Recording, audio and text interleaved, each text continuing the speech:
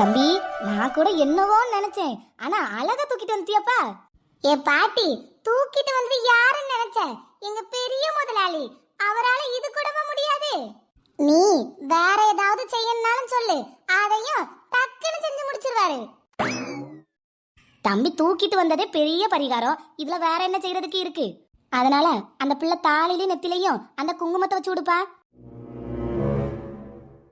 அக்கா சார், அங்க பாத்தீங்களா மித்ரன் சார், ஸ்வேதா மேடத்தோட பாட்டிக்கிட்ட மித்ரன் சார் நல்லா மாட்டிக்கிட்டாரு. அந்த மனுஷன் தாலி கட்டின எனக்கு கூட ஒழுங்கா பாத்துக்க மாட்டாரு. இன்னைக்கு தாலியில குங்குமம் வைக்க போகும்போதுதான் எப்படி இருக்குன்னு பாக்க போறாரு. டேய் கலாய்க்காதடா, இதெல்லாம் ஒரு சென்டிமெண்ட். ஆமா ஆமா, சென்டிமெண்ட் தானே. தம்பி என்ன பாத்துக்கிட்டே இருக்க? வச்சு விடுப்பா எடுத்து குங்குமத்தை. சரி பாட்டி. சொல்ல போனால் என் நாட்களை வண்ணம் பூசி தந்தவளும் நீதான். துள்ளல் இல்லா என் பார்வையில் துண்டில் மீனாய் வந்தவளும் நீதான். எத்தனை நாள் பார்ப்பது, எட்டி நின்று காய்வது. கள்ளக்கூறல் பாடல் உள்ளே ஓடுது, கண்மூடி காதோரம் பாடுது. நெஞ்சில் மாமழை தந்து வானம் கொத்தாட.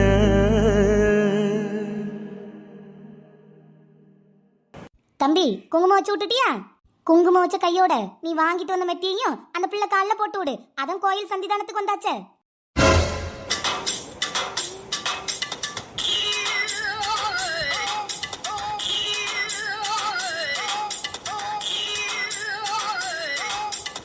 என்னது, மெட்டி வாங்கிட்டு வந்தாரா? அப்ப அன்னைக்கு காணாம போனது மெட்டி வாங்குறதுக்கு தானா? பாட்டி என்னப்பா தம்பி நீ பாட்டி பூட்டினுக்கிட்டு? நானா நீ கடையில நின்னதை பார்த்தனே. பாத்தீங்களா? ஆமா தம்பி, நீ கடையில நின்னதை நான் பார்த்தேன். நீ அந்த கடைக்குள்ள போனால தம்பி, அப்ப நான் உன்னை பார்த்தேன். சரி, நமக்கு தெரிஞ்ச தம்பி அந்த கடைக்குள்ள போத, அந்த தம்பி கூட வீட்டுக்கு போயிடலாமேன்னு அந்த கடைக்குள்ள நானும் வந்தேன். வந்ததுக்கு அப்புறம் தான் தெரிஞ்சிச்சு நீ அந்த கடைக்கு மெட்டி வாங்க வந்தானே. சரி, தம்பி ஆசையா ஏதோ மெட்டி வாங்க வந்திருக்காரு. இந்த நேரத்துல நம்ம ஏன் இடையில பூந்துக்கிட்டு இருந்தா? அப்படியே கிளம்பி வெளியே வந்துட்டேன் தம்பி.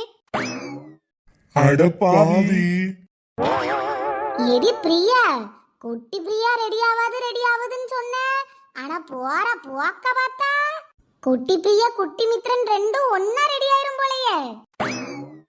எடி ஸ்வேதா, சும்மா இருட்டி. எனக்கே சாக்காதான் இருக்கு. நானே என்னன்னு தெரியாம முழிச்சிட்டு இருக்கேன். எங்க பிரியா, இது சாக்காகிறதுக்கு என்ன இருக்கு? மனசு புரிஞ்சுக்கிட்டு வாழ்றவன் தான் புருஷன். பாத்தியா எப்படி புரிஞ்சுக்கிட்டு வாழ்றாருன்னு? அக்கா சார், கேட்டீங்களா? மனச புரிஞ்சுக்கிட்டு வாழ்றவனா புருஷனா? சார், இவளோட புரிஞ்சுக்கணும்னா நம்ம கோயில போய் தேங்காய் பொறுக்கிறதுக்கும் கடையில போய் சிப்ஸ் வாங்குறதுக்கும் தான் காணும். மித்ரன் சார் பிரியா மேடத்தை புரிஞ்சுக்கிட்டதால மெட்டி போய் வாங்கிட்டு வந்திருக்காரு. இவளோட புரிஞ்சுக்கணும்னா நம்ம கோயில போய் தேங்காய் தான் பொறுக்கிறதுக்கு யோசிக்கணும். நகை கடைக்கெல்லாம் போக தேவையில்ல சார். ஏன்டா சாவடிக்கிற? கம்மனு ஏன்டா? சார், பாட்டி சொல்ற மாதிரி மெட்டி வாங்குனீங்களா? ஆமா பிரியா, மெட்டி தான் வாங்கினேன். ஏன் சார் திடீர்னு போய் மெட்டி வாங்கிட்டு வந்திருக்கீங்க? இல்ல, கதிரோட அக்கா கல்யாணத்துல பார்த்தேன். அவங்க அக்கா கால்ல மெட்டி போட்டாங்க. தாலி கட்டினதுக்கு அப்புறம் எப்பவுமே மெட்டி போடுவாங்க போல. எனக்கு அது மைண்ட்லயே இல்லையா, அதனால அன்னைக்கு அவங்க அக்கா கல்யாணத்துல போடும்போது தோணுச்சு, சரி வாங்குவோமேன்னு போய் வாங்கிட்டு வந்தேன். தப்பா பிரியா? யாரு தப்புன்னு சொன்னா? தப்புலாம் இல்ல சார், இப்பதான் சரியா இருக்கீங்க.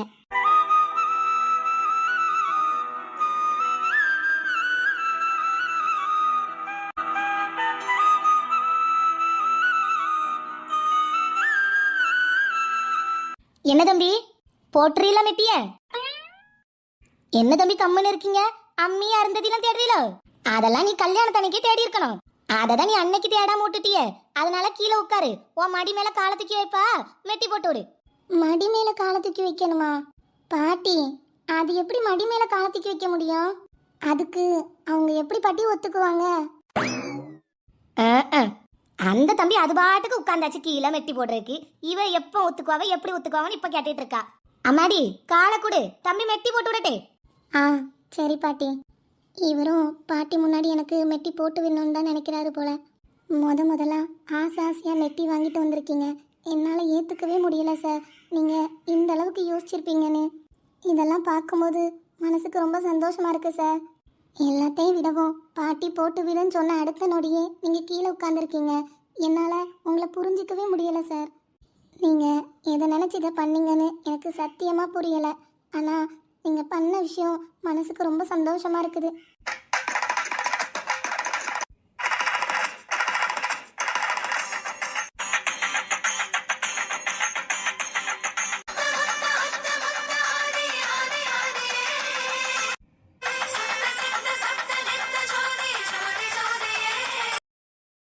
உன்னை எதிர்பார்த்துதான் என் இதயம் வாழ்ந்ததோ, தன்னை அறியாமலே உன்னை அது சேர்ந்ததோ, இல்லை இனி ஏதும் என்று வாடி நின்ற போதிலே முத்துமணி தேரில் என்னை ஏற்றி வந்த வள்ளலே, ஒரு வார்த்தையில் என்னை உருவாக்கினாய். உன்னுறவென்பது யுக யுகங்களை கடந்தது தானே. உன்ன போல ஒருத்தரை நான் பார்த்ததே இல்ல, அவசரம் பார்த்து வானம் கூட குறுகுமே மெல்ல. சாமி போல வந்தவனே, கேட்கும் முன்னே தந்தவனே, நான் வணங்கும் நல்லவனே, நல்ல உள்ளம் கொண்டவனே, ஏ ஒட்டு மொத்த ஜென்மத்துக்கும் சொந்த நீதானே. ஆகாஷ் சார் அங்க பாருங்க, பிரியா மேடம் வைக்கப்படுறதும் மித்ரன் சார் வைக்கப்படுறதும் பாக்குறதுக்கு கண்கொள்ளா கட்சியா இருக்கு. இத பாக்கும்போது கல்யாணம் பார்த்த எஃபெக்ட் இருக்குல்ல சார்? ஆமாண்டா. ஆனா உண்மையான கல்யாணம் நடக்கும்போது யோசிச்சு பாருங்க, நம்ம 2 பேரும் மூளைக்கு ஒரு ஆளால சார் ஓடிட்டு இருந்தோம். ஏதோ அந்த கல்யாணத்துல ஓடினதுக்கு இப்போ மித்ரன் சார் பிரியா மேடம் காலைல மெட்டி போட்டதை பார்க்கும்போது மனசுக்கு கொஞ்சம் சந்தோஷமா இருக்கு சார். அது வரைக்கும் ரொம்ப சந்தோஷம் சார். நீ சொல்றது உண்மைதான்டா. அன்னைக்கு அவன் கல்யாணம் பண்ணும்போது அவனோட மூஞ்சில இவ்வளவு சந்தோஷத்தை நான் பார்க்கவே இல்லை. நான் கூட பிரியாவை மித்ரன் கல்யாணம் பண்ணதுக்கு அந்த இடத்துல வச்சு திட்டுன்னு திட்டினேன். அது எப்படிடா ஒரு பொண்ணு வந்து கேட்டதோ தாலியை கட்டிட்ட, உன் வாழ்க்கைய பத்தி யோசிச்சு பார்த்திருப்பியா அப்படின்னு அவன் கிட்ட என்னென்னலாம் பேசியிருப்பேன் தெரியுமா? ஆனா அவன் எதையுமே காதுல வாங்காம அந்த பொண்ணு கழுத்துல தாலியை கட்டினான். ஆனா அவன் யோசிச்சு பார்க்கவே முடியாத வாழ்க்கைய கடவுள் இப்போ அவனுக்கு கொடுத்துருக்காரு. பிரியாவை கல்யாணம் பண்ணதுல இருந்து அவன் லைஃப் டோட்டலி சேஞ்ச் ஆயிருக்கு. இந்த அளவுக்கு அவன் சந்தோஷத்துல இருக்கானா அதுக்கு ஒரே காரணம் பிரியா மட்டும்தான். என்னை பொறுத்த வரைக்கும் அவனுக்கு இப்ப இருக்க சந்தோஷம் எப்பவும் இருக்கணும்டா. இந்த சந்தோஷம் அவன் கையை விட்டு போக கூடாது. அதுதான் எனக்கு வேணும் சார். நீங்க ஒன்னும் கவலைப்படாதீங்க சார். மித்ரன் சாருக்கு இந்த சந்தோஷம் எப்பவும் இருக்கும். மித்ரன் சாரோட நல்ல மனசுக்கு அவர் எப்பவும் சந்தோஷமா தான் இருப்பாரு. அதனால்தான் எங்கேயோ கடந்த பிரியா மேடத்தை கண்டுபிடிச்சி மித்ரன் சார் கிட்ட கொண்டு வந்து சேர்த்திருக்காரு அந்த கடவுள். ஐ மணி எடி சொப்பன சுந்தரி இங்க வா. நான் வாரேன். இது என்ன? இது இங்க பாருடி, மணி இருக்கு. இதை எனக்கு ரொம்ப நாளா அடிக்கணும்னு ஆசை. ஆசைனா குதிச்சு மணி அடிக்க வேண்டியதுதானே? எங்க குதிச்சு அடிக்க, ஆனா எட்டவே மாட்டுதே. நானும் துள்ளி துள்ளி தான் பாக்குறேன், எட்டவே மாட்டுது. என்னடி சொல்லியா? துள்ளி துள்ளி பார்த்ததுக்கு அப்புறமா எட்ட மாட்டது? ஆமாட்டி, நான் என்ன பொய்யா சொல்றேன்? நானும் எத்தனை நாள் இதை அடிக்க ட்ரை பண்ணிருக்கேன் தெரியுமா? எட்டவே மாட்டுது. வேணும்னா நீயே பாரு. கடவுளே கடவுளே கடவுளே கடவுளே கடவுளே, எட்டிரணும் எம்மா.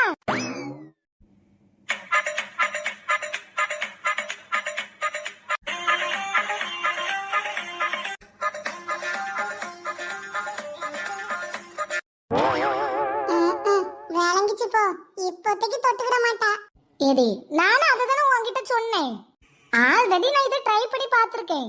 என்னதான் குதிச்சு குதிச்சு எட்டினாலும் அந்த இது எனக்கு எட்ட மாட்டேதுடி. அந்த இடைவெளிய கூட பாத்தியா? கொஞ்சம் தான், இன்னும் கொஞ்சம் வளர்ந்திருந்தா எனக்கு எட்டி இருக்கும். அப்போ காம்ப்ளான் பூஸ்ட் ஹார்லிக்ஸ்லாம் குடிச்சிட்டு நல்லா வளர்ந்துட்டு வா, அதுக்கப்புறம் நல்லா எட்டும். ஏட்டி சொப்பன சுந்தரி, எதுக்கிட்ட கிண்டல் பண்ணியா? இது கிண்டல் இல்லடி, நீ தான சொன்னா கொஞ்சம் வளர்ந்தா எட்டிரும்னு, அதனால தான் அதெல்லாம் குடிக்க சொன்னேன். ஆமா, கிழிச்சா தூரப்பட்டி நீ. சரி சரி கோபப்படாத. வேணும்னா ஒண்ணு பண்ணட்டா, நான் உன்னை தூக்கட்டா, நீ மணி அடிக்கிறியா? எது? நீ என்ன தூக்க போறியா? ஆ, நான் உன்னை தூக்குறேன், நீ போய் அந்த மணி அடிச்சிட்டு வா. ஏட்டி, ஏதாவது நடக்கிற கதைய பேசுறியா நீ? நான் வேணா உன்னை தூக்கலாம், நீ எப்படி என்ன தூக்குவா? நீலாம் என்ன தூக்குறதுக்கு வாய்ப்பே இல்லை. அதையும் மீறி நீ என்ன தூக்குனா நீ அந்த சைடும் அந்த சைடும் உழுந்துதான் கிடக்கணும். ஏடி என்னடி இப்படி சொல்லிட்டா? நான் இப்ப உன்னை தூக்கி காட்டுறேன் பாரு. கடவுளே, நீயாவது கருணை காட்ட மாட்டியா? எனக்கு கொஞ்சம் தானே, இந்த கொஞ்சம் மட்டும் எட்டிருச்சு, நான் அந்த மணியை அடிச்சிருவேன்ல. எப்படியாவது எனக்கு எட்ட வையேன். ஐ, நான் எப்படி வளர்ந்தேன்? எடி சொப்பன சுந்தரி, என்ன தூக்கிட்டியா? சரி சரி, அதெல்லாம் பரவ பேசிக்கலாம். நான் ஃபர்ஸ்ட் இந்த மணியை அடிச்சிடுறேன்.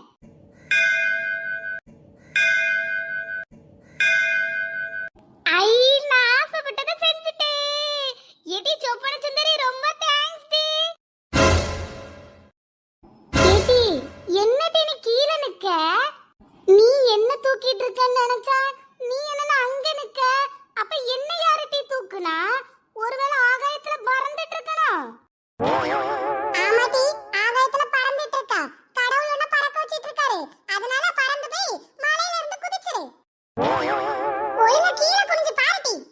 பெல்ல அடிச்சா போதும் போதும் ஏறி நல்லா உட்கார்ந்துருக்கா. கீழே பார்க்கணுமா? கீழே அப்படி என்ன இருக்கு? காத்துல சூடும் போல கரையிற உன்னால, காத்துல சூடும் போல கரையிற உன்னால, கண்ணாடி வல முன்னாடி விழ என் தேகம் மெலிஞ்சாச்சு, கல்யாண வரும் உன்னால பேரும் அண்ணால நினைச்சாச்சு, சின்ன வயசுக்குள்ள கண்ணி மனசுக்குள்ள வண்ண கனவு வந்ததே, கல்யாணம் கச்சேரி எப்போது? ஐயையோ ஐயையோ, அருமை பெருமையா வளர்த்து நேத்து வரைக்கும் ஒண்ணு இல்லைன்னு சொன்னாரு, கடைசியில இப்படி போவாருன்னு நான் நினைச்சு கூட பாக்கலையே சொப்பன சுந்தரி. நானும் அருமை பெருமையா வளர்த்து இவளை நம்பி கோயில் படி ஏறி வந்தேன். இவ இப்படி இருப்பான்னு நினைச்சு கூட பார்க்கலையே புழுச்சட்டை. நம்ம ரெண்டு பேரும் நிலைமையும் இப்படி வேடிக்கை பாக்குற மாதிரி ஆகி போச்சே சொப்பன சுந்தரி. இந்த பாரு கடவுளே, இந்த ஊர்ல இருந்த இத்தனை நாள்ல நடந்த எல்லா பிசிக்கல் டச்சையும் என்ன தவிர மத்த எல்லா பேருக்கும் விரிச்சு எழுதியிருக்க.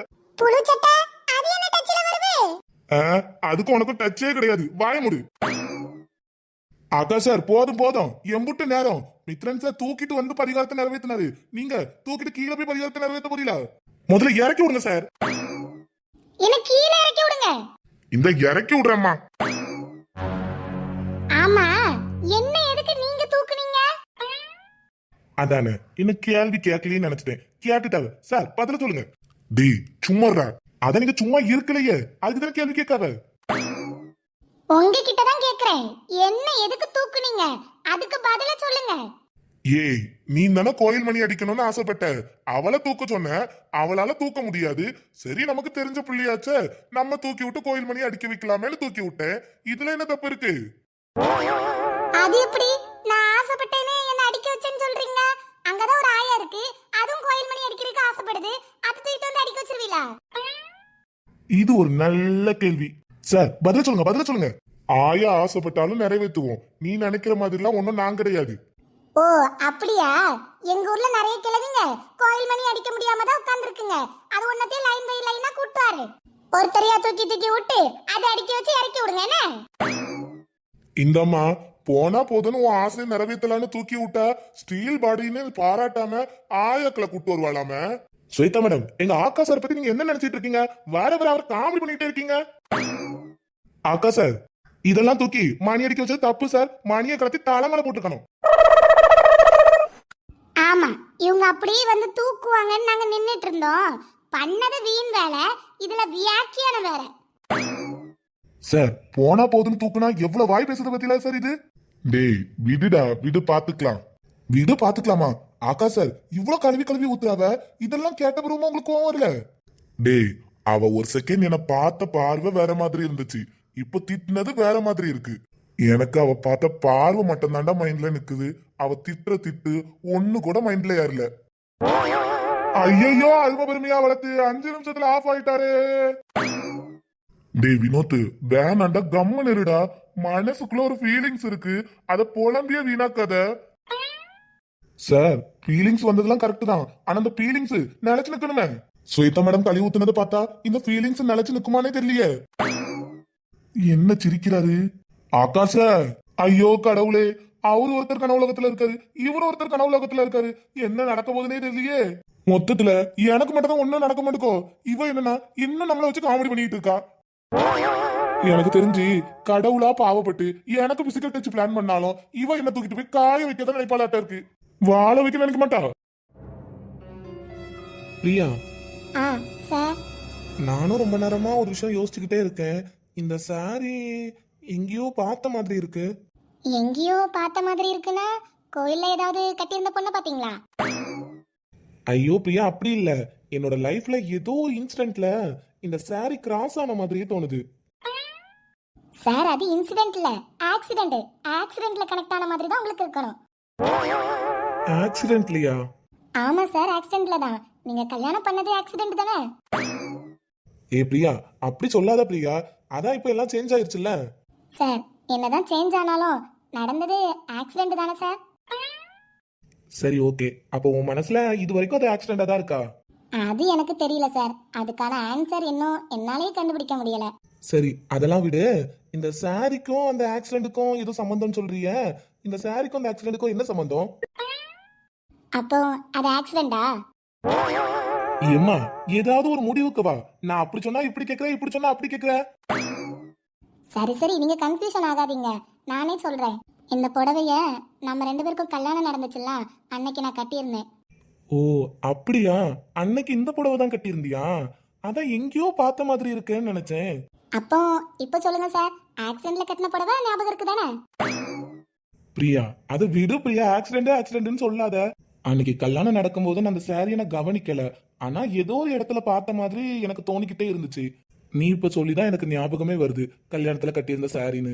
சார் என்னதான் ஆக்சிடென்ட்ல நடந்த கல்யாணத்துல என் சாரியை கவனிக்கலனாலும் ஏதோ ஒரு வகையில ஞாபகம் வச்சிருக்கீங்களே. ஐயோ பிரியா, தயவு செஞ்சு ஆக்சிடென்ட்னு சொல்லாத. அது நம்ம மேரேஜ். அதுக்கான ஐடென்டிபிகேஷனா தாலி சாரி எல்லாம் இருக்கு பிரியா. அப்படி இருக்கும்போது அந்த மேரேஜ் ஆக்சிடென்ட்னு சொல்லாத பிரியா. ஆமா, என்ன ப்ரூஃப் இருக்குல்ல ஆக்சிடென்ட்க்கு? ஏய் சரி சரி விடுங்க சார், நான் எதுவும் சொல்லல. பெரிய முதலாளி. என்ன ஸ்வேதா? இல்ல பெரிய முதலாளி, உங்ககிட்ட ஒரு ஹெல்ப். ஹெல்ப்பா? என்னம்மா? போகும்போது உங்க 2 பேரையும் சேர்த்து தூக்கிட்டு போணுமா? மித்ரன் சார். எம்மா, இவ இருக்கத மறந்துட்டா பேசுனேன். பால்கனில இருந்து சும்மா பார்த்ததுக்கே கடுப்பாயிட்டா. இதவரை இவ முன்னாடி பேசிட்டானா தொலைஞ்சேன். சார் அவ்வளவு சின்ன உதவியெல்லாம் நாங்க கேட்க மாட்டோம். ஏன்னா ஸ்வேதாவை தூக்குறதுக்கு ஆள் வந்தாச்சு. அதனால ஒண்ணும் பிரச்சனை இல்ல சார். எங்க பிரச்சனை அது கிடையாது. ஏ சொப்பன சுந்தரி. அது ஒரு ஃப்ளோல வந்துச்சு. சரி சரி விடு, அது அப்புறமா பேசிக்கலாம். சார் என்ன ஹெல்ப்னா, என் ஃப்ரெண்டுக்கு ஒரு வேலை வேணும் சார். உன் ஃப்ரெண்டுக்கு வேலை வேணுமா? சரி நம்ம ஆபீஸ்க்கு வர சொல்லு. உன் ஃப்ரெண்டுக்கு தானே? ஆமா சார். உன் கூட படிச்ச ஃப்ரெண்ட்ஸ் எல்லாம் இருக்காங்களா? சரி அவங்கள வர சொல்லு. குவாலிஃபிகேஷனை செக் பண்ணிட்டு வேலை கொடுத்துடலாம். சார் இங்கேயே செக் பண்ணிடலாம். இங்கேயே செக் பண்ணிடலாமா? உன் ஃப்ரெண்டா? எங்க இருக்காங்க? சார் இதோ பக்கத்துல இருக்கல சொப்பன சுந்தரி, இவளா? இவ படிச்சிருக்காளா? கிரேட் இன்சல்ட் ஆக்கா சார். அப்பவே நான் சொன்னேன், என்னதான் மாடலா துணி உடுத்தினாலும் வாயில வரதெல்லாம் கேவலமான வார்த்தை. அவருக்கு படிச்சிருக்கான்னு தெரியாத அளவுக்கு கூட இது நடந்துட்டு இருந்திருக்க. இந்த லட்சணத்துல வர சொப்பன சுந்தரி ஐ எம் எஜுகேட்டட்னு சொல்லிட்டு தெரிஞ்சிச்சு. இது அப்பவே ஒழுங்கா பேசியிருந்தா இந்நேரம் மித்ரன் சார் உனக்காமா வேலைன்னு கேட்டிருப்பாரு. ஃப்ரெண்டுக்கு வேலைன்னு யாரும் தேடிட்டு இருக்காரு அந்த மனுஷன். இது நான் தான் படிச்சிருக்கேன், எனக்கு தான் வேலை வேணும்னு வாலண்டரியா போய் கேக்குது. இதை நம்பி வேலை கொடுக்க நம்மளே யோசிப்போம், அவர் யோசிக்க மாட்டாரு, யோசிப்பாரு. சார் நான் படிச்சிருக்கேன் சார். நீங்க என்ன நினைச்சிட்டு இருக்கீங்க? நான் பேசுறது மட்டும் தான் இப்படி இருக்கும். ஆனா வேலைல நல்லா பாப்பேன் சார். சார் என்ன சார் அமைதியா இருக்கீங்க? சீரியஸா தான் சார் உங்ககிட்ட கேட்டுட்டு இருக்கோம். அவ உண்மையாலுமே நல்லா தான் சார் ஒர்க் பண்ணுவா. ஏற்கனவே 4-5 கம்பெனில ஒர்க் பண்ணா. ஆனா அது எதுவும் செட் ஆகாததால தான் உங்க கம்பெனில ஒர்க் பண்றதுக்கு கேக்குறா. சார் நீங்க யோசிக்கிறதுக்கு காரணம் என் வாய் தானே. நீங்க கூட பாருங்க சார், ஸ்வேதா இங்க எப்படி இருக்கா, ஆனா ஆபீஸ்ல இப்படி இருக்க மாட்டான்னு சொல்லி நீங்க தானே சார் உங்க வாயால சொன்னீங்க. அதே மாதிரி தான் சார் நானும். நான் இங்க இப்படி இருக்கேன்னு யோசிக்காதீங்க. அங்க வந்தா நான் வேற மாதிரி இருப்பேன் சார். என் நாயே, உனக்கு நீ என் வேலையை காலி பண்ணலான்னு பத்தி பேசிட்டு இருக்க பத்தியா? ஆமா என்ன அதுவும் சரிதானே. பாத்தீங்களா சார், நான் சொன்னதுக்கு அப்புறம் தான் இதுல இந்த லாஜிக்கே உங்களுக்கு புரிஞ்சிருக்கு. அதனால நான் ஆபீஸ்ல வந்து 2 நாள் ஒர்க் பண்ணாலே உங்களுக்கு புரிஞ்சிரும் சார். சார் நீங்க என்ன பாக்குறீங்க? இதுலலாம் நான் எந்த ஒரு சஜஷனும் சொல்ல முடியாது. உங்களுக்கு தோணுச்சுன்னா நீங்க குவாலிஃபிகேஷனை செக் பண்ணிட்டு எடுத்துக்கோங்க சார். எம்டி அம்மா, அதான் சார் உங்களை பார்க்காருல்ல, நீங்க ஊன் சொன்னா எடுத்துட்டு போறாரு. இதுக்கு ஏம்மா நீங்க இவ்வளவு பில்டப் பண்றீங்க? ஏடி ஆபீஸ் வேற இது வேறல்ல. ஆஹா, பாத்தீங்களா பெரிய முதலாளி, உங்க கம்பெனி முன்னேற்றத்துல உங்க பொண்டாட்டிக்கும் பங்கு இருக்கு. ஏதோ ஏனோ தானோ ஆளு சேர்க்காம கரெக்டான ஆளா சேர்க்கணும்னு நினைக்கிறாங்களே. நீங்க உங்க பிசினஸ் டெவலப் பண்றீங்களா இல்லையோ, உங்க பொண்டாட்டி உங்க பிசினஸ் டெவலப் பண்றாங்க போலயே. சரி ஸ்வேதா, ஒன்றும் பிரச்சனை இல்லை. நீங்க வரும்போது கூட்டிட்டு வாங்க, நான் ப்ரொஃபைலை செக் பண்ணிட்டு சொல்றேன். Okay sir. ஆக்கா சார், கையும் முறியல காலும் முறியலன்னு என்ன பண்றேன்னு தெரியலையே. சொப்பன சுந்தரிய 4 நாள் பார்த்ததுக்கே ஒரே படபடப்பா இருந்தது. இனிமேல் 4 பூரா பார்க்க போறேனே. அதனால நான் இனிமேல் என்ன சார் பண்ணுவேன்? என் நாயே ரொம்ப துள்ளாத. அவன் ப்ரொஃபைல செக் பண்றேன்னு தான் சொல்லியிருக்கான். அவன் ஓகேனா இப்பவே ஓகேன்னு சொல்லியிருப்பான். இவ பேசுற வாய்க்கு அவன் ப்ரொஃபைல செக் பண்ணிட்டு தான் பதிலே சொல்லுவான். ஆனா ப்ரொஃபைல் தான் என்ன லட்சணத்துல இருக்க போத யாருக்கு தெரியும்? சார் நீங்க ஒன்னும் கவலைப்படாதீங்க, எல்லாம் உங்க சிப்ஸ் லட்சணத்துக்கு குறவு இல்லாம தான் இருக்கும். ஓவரா வாய் பேசாதீங்க என்ன சார். என்கிட்ட சொல்லாம எந்த இன்ஃபர்மேஷனும் கொடுக்காம நீங்க பிசிக்கல் டச் நடத்திருக்கீங்க.